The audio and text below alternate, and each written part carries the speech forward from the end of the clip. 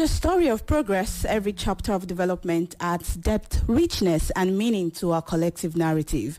From the smallest steps to the grandest strides, every act of development paves the way for a brighter tomorrow.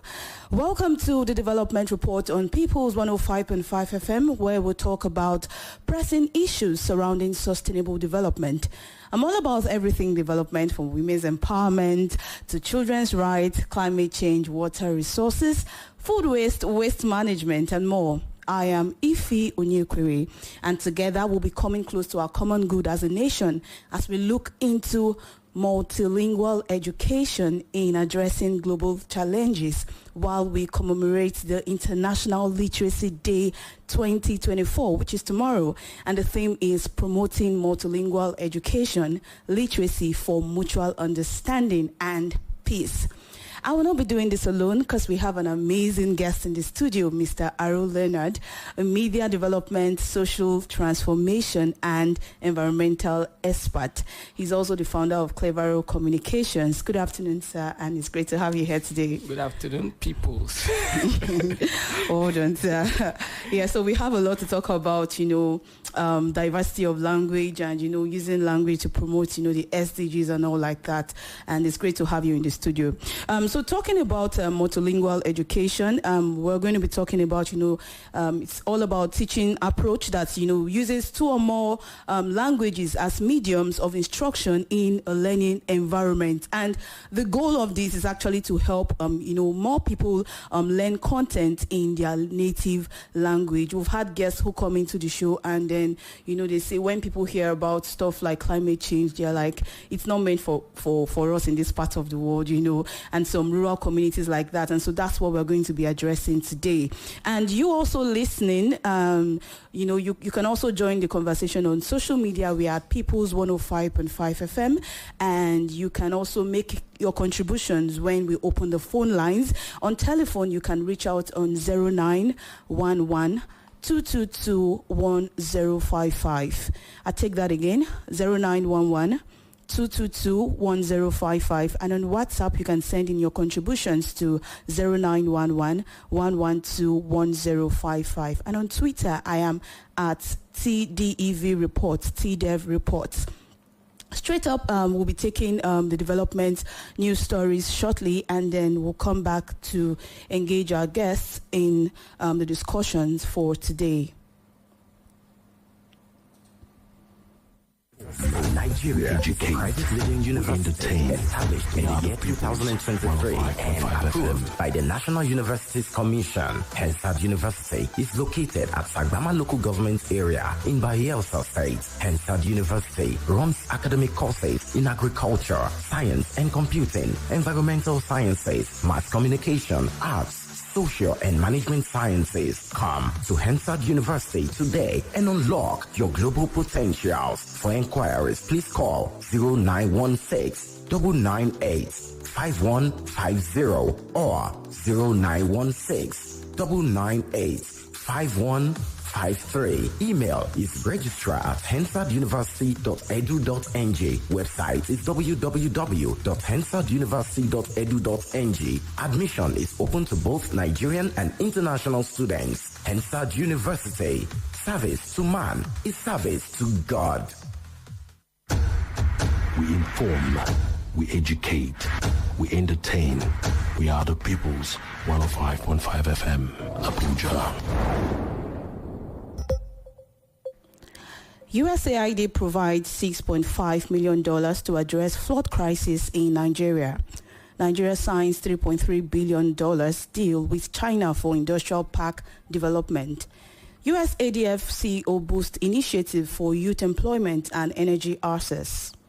The United States, through USAID, is providing over $6.5 million to the International Organization for Migration, IOM, to tackle flood-related humanitarian needs in Nigeria. According to the USAID, this funding is part of their 2024 support, with $3 million allocated to address the crisis caused by flooding, which has affected 29 states in Nigeria. USAID Mission Director Melissa Jones reassured the United States' commitment to helping Nigeria face climate challenges and natural disasters. Nigeria has signed a $3.3 billion agreement with China to develop the Brass Industrial Park and Methanol Complex. This was made known by the Ministry of Finance, and report says the agreement was finalized during the 2024 Forum on China-Africa Cooperation and the China-Nigerian Economic Cooperation and Trade Conference. President and CEO of the United States African Development Foundation, USADF, Travis Atkins, recently visited Lagos, Nigeria to strengthen partnerships aimed at tackling youth and women's unemployment and promoting gender equality. During his visit, Atkins announced a new grant for a Nigerian climate tech company. He highlighted that the funding would support the local assembly and distribution of the organization's energy solutions, benefiting small businesses and households in energy-poor communities. He also met with the Lagos state officials, including the Commissioner for Wealth Creation and Employment and representatives from the Lagos State Employment Trust Fund. Following their discussions, the USADF CEO confirmed the renewal of the USADF and Lagos State Employment Trust Fund partnership for another 5 years. And that's it on the development news segment. We inform, we educate, we entertain. We are the people's 105.5 FM, Abuja.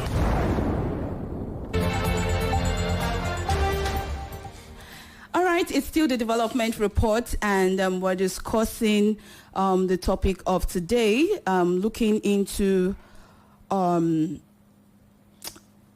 multilingual education in addressing global challenges in Nigeria, specifically, even if we have to touch other parts of the country, and this is of the world, and this is in commemoration of the International Literacy Day that is coming up tomorrow. We have an amazing guest in the studio, and research actually has shown that our mother tongue improves academic performance, and I've had a couple of people say, what if I was taught physics in my mother tongue, or what if I was taught chemistry, or what if I was taught literature in my mother tongue and all like that, and, this research actually shows that using mother tongue to actually, teach, people can actually improve their performance. So if this improves, academic performance, then what more value do you think, can be added to us as a nation if we use this to communicate development goals? In light of this, we're going to be looking at the topic of today, multilingual education in addressing global challenges. And we have an amazing studio in the guest, Mr. Arul Leonard, who is a media development, social transformation and environment expert. And you can join the conversation on telephone on 0911 222 1055. On WhatsApp, you can send in your contributions to 0911 112 1055. I have my producer in the studio. I remember this time last week, the guest was mentioning something about sustainability in the area of our mother tongue and all like that. We're going to be talking about this so soon. We're going to be talking about this so soon, So great to have you again, Mr. Aru. So you need to tell us, the listeners out there, how does promoting literacy in local languages, contribute to fostering mutual understanding, especially for development goals in Nigeria? Because these things look very strange to some people. Yeah, the key thing as a media development person, key thing about even broadcasting what you're doing now is about communication. That's right. You see, most of the conflict we have in Nigeria, most of the issues we have in Nigeria, even if I start to mention issues, even this fuel crisis we are having has a lot to do with how we communicate things and issues with one another. And that's a major problem. So you cannot say you've communicated to someone unless that person understands you. So if we take it from the top, you'll see leaders just talking at people, not talking with people. You see policies come up, dumped on people, not coming from their interaction with people. So you find out that even if, when you're talking at people, even if you have good policies in quotes. That's right. Even if you have good intentions in quotes, like they always say, and the people don't understand these things, then nothing good is going to come out of it. See, there's nobody that can lead, nobody that can do anything without the support of the followers. So if your followers don't understand you, then where are we? So if we look at a lot of the crisis that is happening in Nigeria, we take a lot of people, even sometimes when police and military or so round up people, they don't even understand what you're talking about. I get that, really, honestly. Yeah. So a lot of times we'll think that it's not an issue in Nigeria. We believe we are very smart. Yes, we are the smartest people in the world. I can say that any day. Proudly. On paper, our literacy level in Nigeria is quite high. I would say that compared to a lot of places in the world. But the real truth is that, is it really true in practical terms? Practical. Do people really understand things, even that what they are taught in schools? Do they really understand these things? Or we just cram to pour out? Exactly. That is what is happening. So if we start to break things down, we need to explore and try, different means of communicating to people. That's communicating right. This education we are talking about to people. Instead of keep repeating the same thing. Now, I'm not one of those who come out here and say, oh, you scrap, because Nigeria is a very dynamic country. We have over 500 languages. That's we are right. not like Ghana. We are not like South Africa. We are not like the European countries. We are not like the Asian country. Nigeria is a unique country That's in right. the world. So you cannot really say you're going to drop English in order to train people on local languages. If not, they are not going to integrate. Okay, I'll talk about Pidgin English, which is our main integrating factor later on. But it's a matter of combination. One of the key things in communication is the ability to use multifaceted approach to everything. In Nigeria, we like to just face one side and forget the other. No, we combine all. So when you combine the good English and then you combine the local ones, things use terminologies, examples that the local person can understand. Yeah, very relatable. That is when you will say you're really training these people. That is why when I look at some people, even some leaders, in quotes, speak to us, I feel somehow.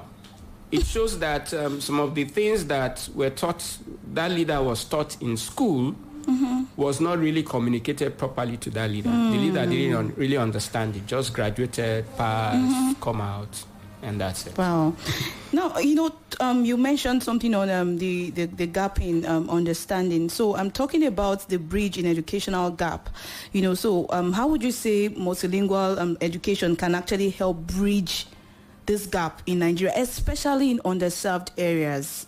So how can we bridge this in our educational system? It's very important. If you take what conflict has done, take the Northeast, for instance, and other areas, you find out that a lot of schools have been shut down, and I trained broadcasters in Yobe, even at the height of Boko Haram. I went there by road 4 times. And amazing. I can tell you that some of those places are not like what we think they are. It's not. No, what? Really? Yes, I can tell you that I went there by road 4 times. I trained the people there. Now, a lot of people in the stations there couldn't even speak English. And I couldn't speak Hausa that much. But I trained them. Why? Because so I wanted to ask a question. Actually, is that like is it a Pidgin English station or no Hausa? Okay. That's what they speak there. It's their main way of communicating, and it's been like that for a long time. Now, to get these people to integrate into Nigeria, you have to bring a little bit of English to them. But to help them understand what you're telling them in English and see why they need to do certain things, you have to break it down in Hausa. So even me, who could not really speak Hausa that much, I had to use examples that they could relate to. So when I tell people that I trained this for 4 years and they couldn't really speak English there, everybody looked at me and they wonder, how did you do it? I had to do that. And that's the way it should be. Okay, and it's very important. So some of the people who are being, let me say, brainwashed, if the educational system is able to bring things down to their level, use their local language to tell them things, to make them understand certain things, a lot of the things that they are doing, they wouldn't do because they will know better. Education helps you, going to school helps you to have an analytical mind. That's right. It will help you to think. So before you do something to someone else, you'll be able to think and know, Kai, is it really true? You understand what they told me about this person? But because the way education is in Nigeria cuts these people off, they don't really understand what the teachers are talking about. Honestly, and so it makes me actually wonder if they can understand basic things. So what's the possibility of understanding complex situations? Exactly. With the urgency in climate action and all like that, how can these people even get to understand, things like this? I think this is what everyone should really be concerned about, because it's not about the grammar. It's not just about the policies. They are great, like you mentioned, but implementation has to be done.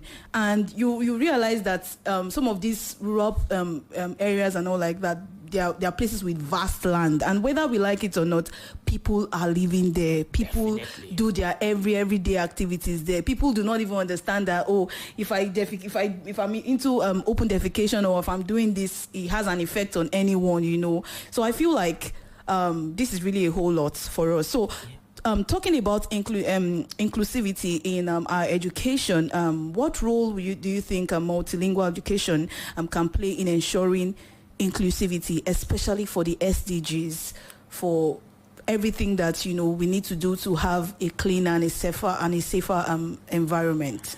You see, one thing about the SDGs is not about government. It's about the people. That's right. See, the people have to own these things and drive it. Amazing. As an environmental and resources planner, I know very well environment care and all that is not about people. I was on air a couple of days on network, and I said I had 16 trees in my house. My friend Friday Aguilo has 52 in his house, in his compound, just a small compound. Okay, now, but you see people building houses, clearing all the trees and all that. Now, these are people who are supposed to be educated in quotes. Exactly. Now, how about the rural area where this person has not really been educated? Does not know the importance of those trees, does not know that, okay, if I cut this thing, yes, I need firewood, but if I cut this thing, it's going to affect me in XYZ way later, because he has not seen the effect, okay? He just believes the flooding is coming as a result of what God says should happen or something like that. Yeah, we blame everything on nature. You get it. Because he's not been able to understand in his local language that if you cut this thing, it's going to make this soil porous. It's going to make, the sun hit the ground much. It's going to cause this kind of, and all those kind of things. So that way, there can never be ownership. So the SDG cannot work.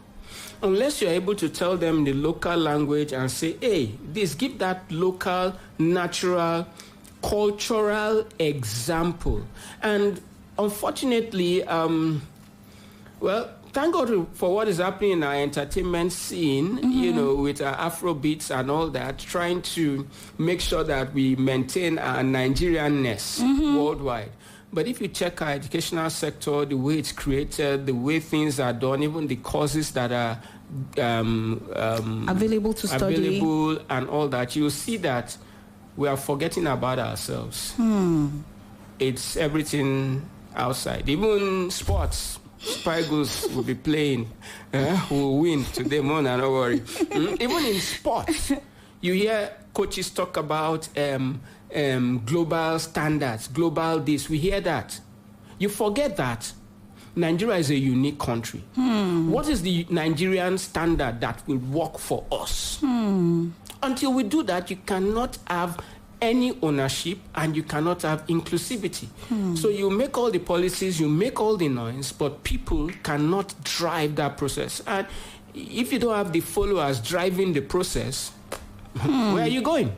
Nowhere. True. Thank you so much for this amazing contribution. All right, to our guests, what would have happened differently if, some of these complex issues are, communicated in, simple languages or local languages that you can actually relate to, or, some of your people, far back, who are probably in the villages and all like that.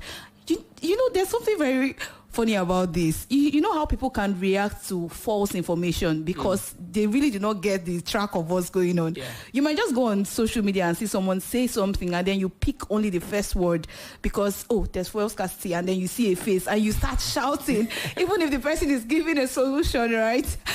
So what would you have done differently if, complex issues, even as regards environment and all like that, is communicated in local languages? We're going to go on a music break. And then when we come back, we're going to be taking your questions and your answers as well. And then we'll have our guests talk more on some of the questions we have here to discuss on the development reports.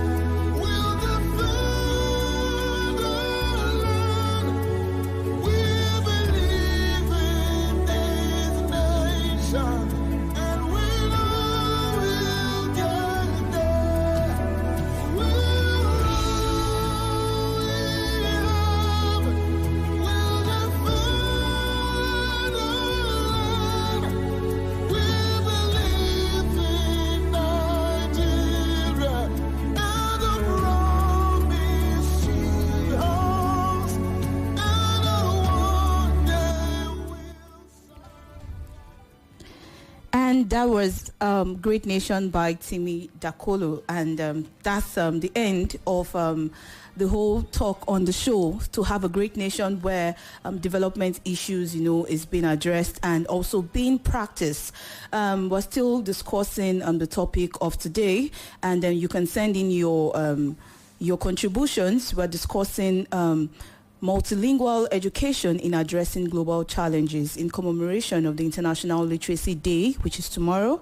And we have our guest in the studio who has been attending to some of the specific things that needs to be addressed. You can also send in your contributions to our telephone lines on WhatsApp 0911 112 1055. I am DEV Report on Twitter. All right, we just discussed, we just talked, before we went on the music break, we were talking about inclusivity in rural or deprived communities. Now, talking about addressing the same issues for women and girls who probably are housewives, or who probably are still, waiting for things to come up together for them to, further their educations and all like that.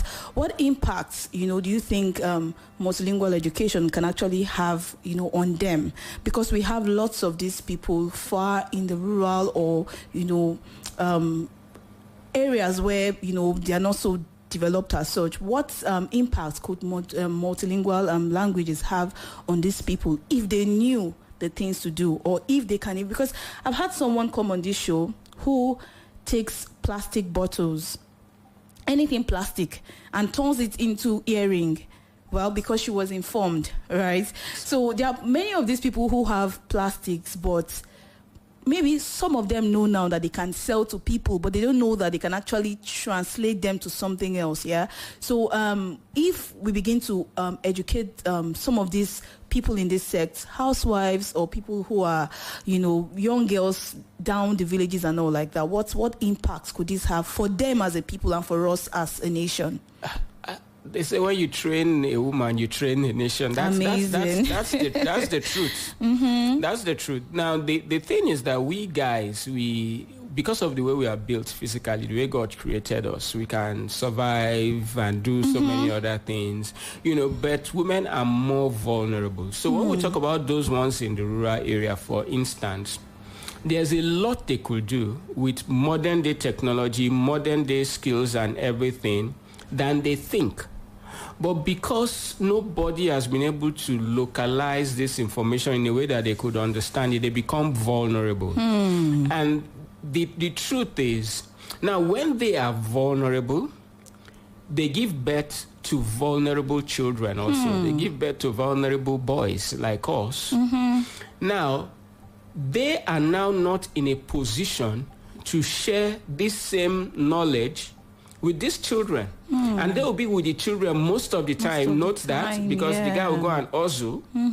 You understand? The highest they could do is go to farm and come back. And these children will be with them. Now, if they have this information, then they could be passing it on to the child from birth. And see, the way this thing could affect this country, today we'll talk about kidnapping, banditry, and all that. I'm telling you the truth. If the mother of these bandits and kidnappers, see, they love their mom.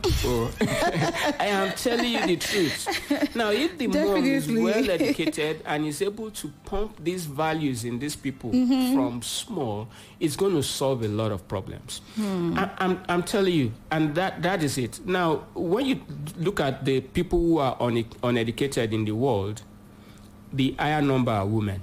And there are some places where there are some cultural practices still, even in Nigeria, that makes it difficult for the woman to go out of her way to secure this education from somewhere else. Like a guy who can just lose and then he could learn something from somewhere, good or bad,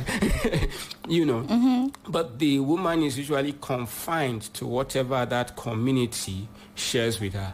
So it's very important for us to target them.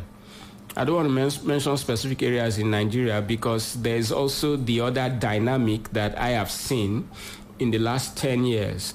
And I could tell you that there are so many organizations who are trying to do things for the girl child now, and you can count the number that's doing stuff for the guy child. Yeah. Currently, I am looking for guys who can even present programs like this that you're doing, who have this kind of knowledge. Guys who can even do current affairs thing. We can't find. What we see guys who are thinking about Yahoo and some other things. This also has to do with this literacy thing we are talking about, because all they see is that thing done by some of my musicians on TV and all that. And that's what sticks. And nobody is able to come in their local way to make them understand the real things that they should be focusing on. And that's a problem, and I think it's a topic you should deal with honestly, for guys. You know, but another thing about this inclusivity thing, before I forget, is that you mentioned something before the music break. The truth is, what will happen when you localize education, make people understand things, and get this inclusivity? And I'm speaking to the president of Nigeria and all the aides, governors, National Assembly people that are listening to me. When you do that, you will sleep well. Currently, our leaders are not sleeping because of the wahala in Nigeria. But I am telling you, when you localize education and make people understand everything, they will be the ones doing all the movement, the talking, the responding, all these aides that you have who struggle to respond to policies when people ask questions. They wouldn't even bother, because the people fully understand. If someone asks, a fellow citizen that will answer that person. I think this question you just talked about now. Someone here, Tochi here from Suleja says, I am a teacher and. Okay, I am a teacher. What do I do when my school does not allow teaching in other languages? Igbo, for instance. Okay, I think... okay, so this is... I think this Tochi is an Igbo name, and Suleja is in northern area. That's in Nasarawa. Niger State. Okay, Niger State, yeah. In Niger State. So she says... I'm a teacher. What do I do when my school do not allow teaching in other languages? Like, how do you address that? It's not the school that does not allow that.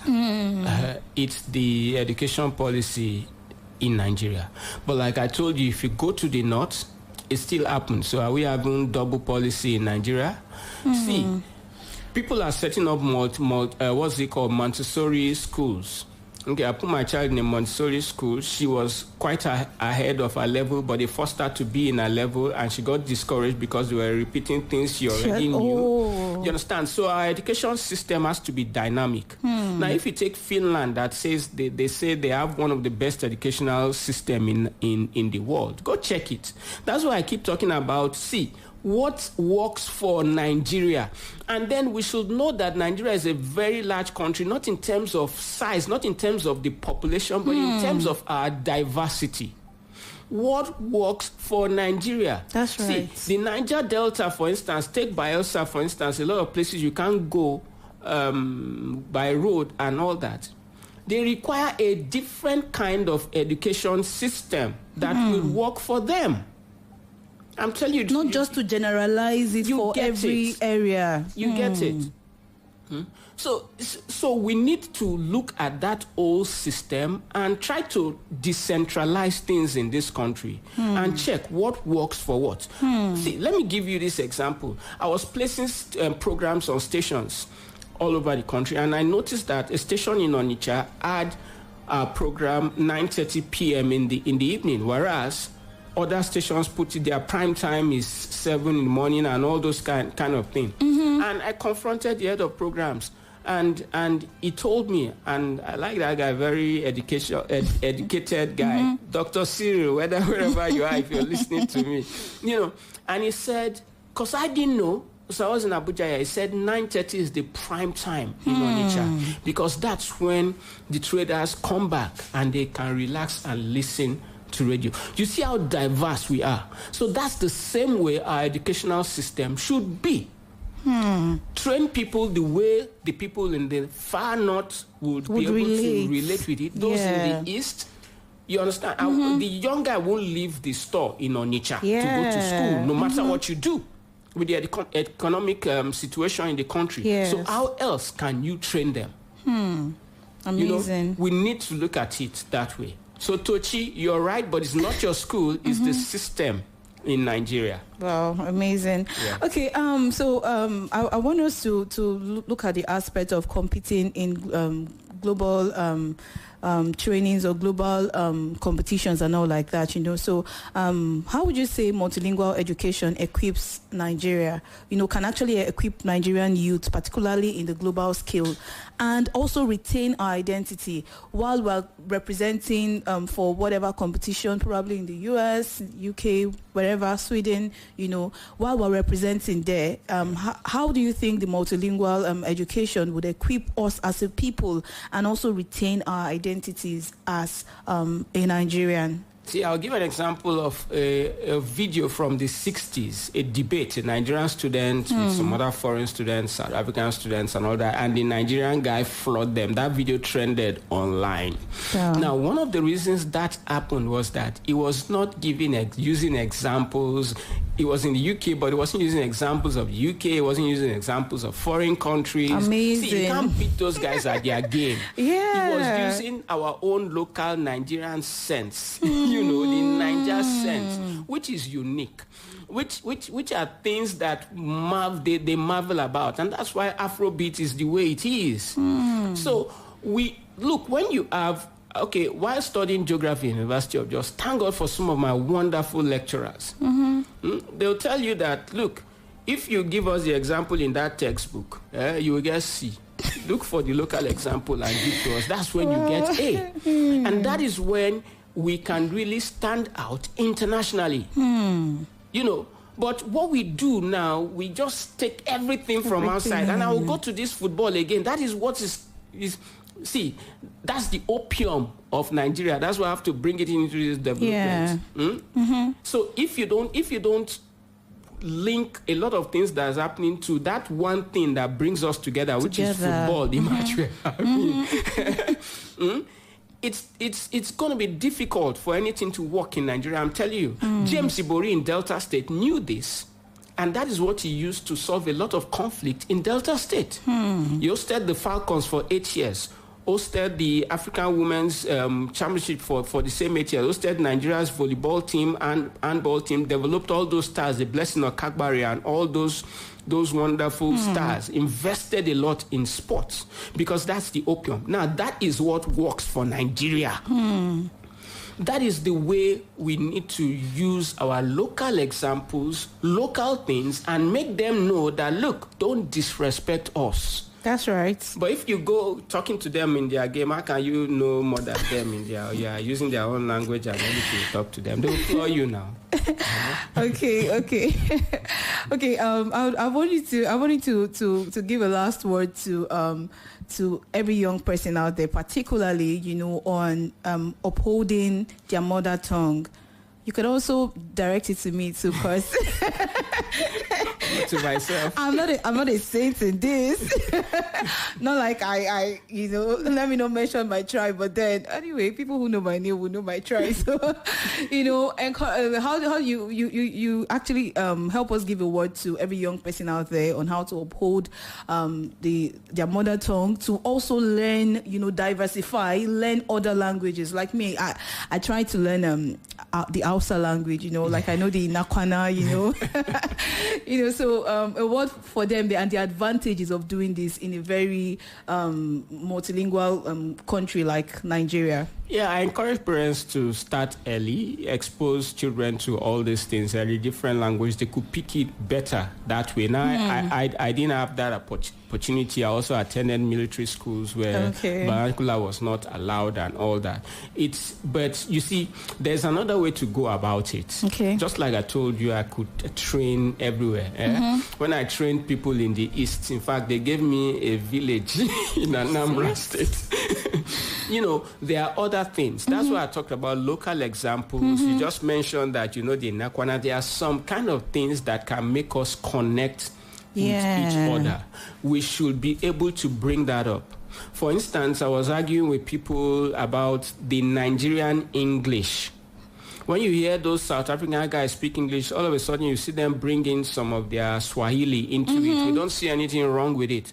But we have professors here, when you bring in your Niger slangs and all that, they kick against it until Oxford had to call one young guy, and then they started putting things in dictionary. When you say, well, now Japa is raining, let's export that. Now, so there are local words, terminologies that are connected to specific areas of Nigeria, and these are not hard to learn. Now, radio stations like yours and so many other media organizations can help by developing content on this aspect, bringing these words into your news presentations and your program presentation, developing content around that, so that way we know a little about everywhere in Nigeria. So if you're posted to anywhere, you're in Nigeria because you could relate with some of those little things, and then we become one. And we stop fighting. Amazing. I wish you could go on and on and on and on, but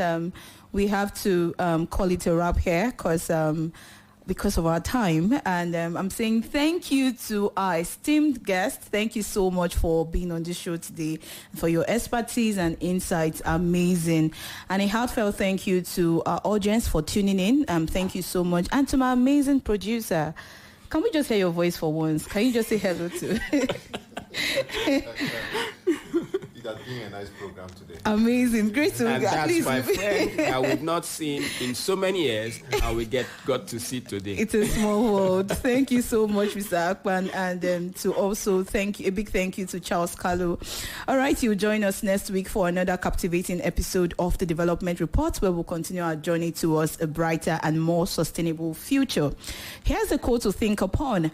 Sustainable development is the development that meets the needs of the present without compromising the ability of the future generations to meet their own needs. I am Ife Onyekweredo. Have a wonderful weekend as we meet to discuss development issues. Same time next week.